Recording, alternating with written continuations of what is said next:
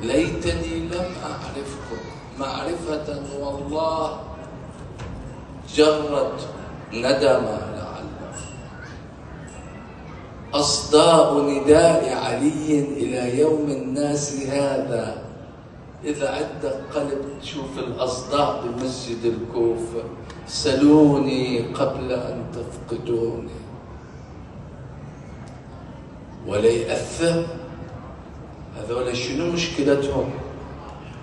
ما شايفين تلك الاستقامة وتلك العظمة وذلك الجمال وذلك البهاء وذلك الجلال؟ لا، ما يدرون أنه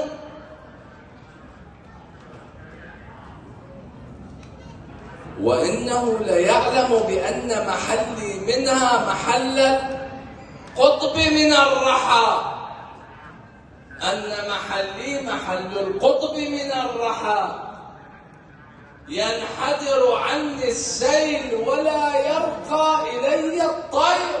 يعرض، يقول يعرض.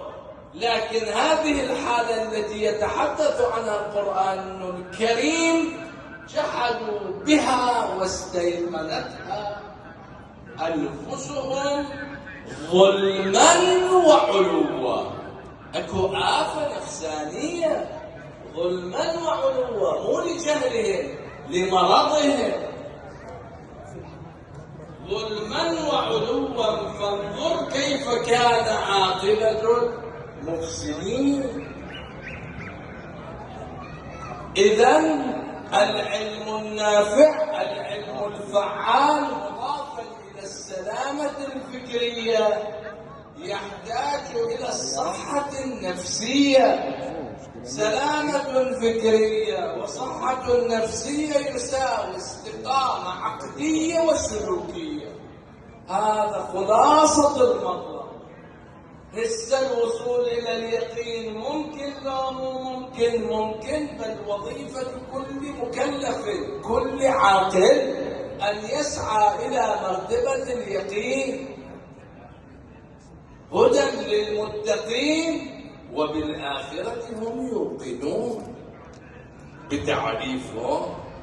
وإلا فإن القرآن والآيات البينات وكل آيات الله بينات لن تنفع، بل ستعطي مفعولا معاكسا.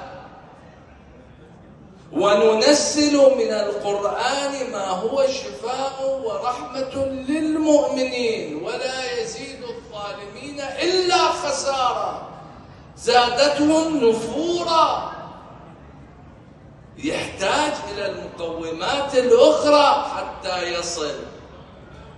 من أهم ذلك نعود كتاب الكافي، كتاب الإيمان والكفر، تجد هناك حديثا عن أمير المؤمنين صلوات الله وسلامه عليه يفتح لك الطريق ببيان الشعب والمناشئ التي من خلالها تصل إلى اليقين. يعني العلم الفعال الدائم المستقر، واليقين على 4 شعب إلى آخر كلامه.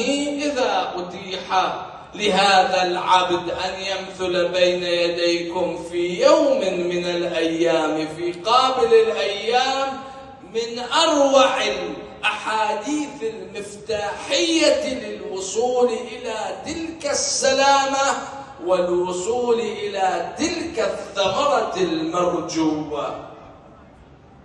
اللهم إني أسألك بحق أحب الخلق لديك، بحق نبيك نبي الرحمة محمد صلى الله عليه وآله، بحق الميامين من عترته وذريته، بحق إمام زماننا، بغربة إمام زماننا الكريم الشريد الوحيد الفريد الطريد، أن تصلي على محمد وآل محمد. وأن تمد بأعمارنا في يسر وسيسار وعافية من أمور الدنيا والآخرة، لنكحل النواظر بغرته الحميدة وهو عنا راض. اللهم عجل لوليك الفرج والعافية والنصر، وامن علينا برضاه. ربنا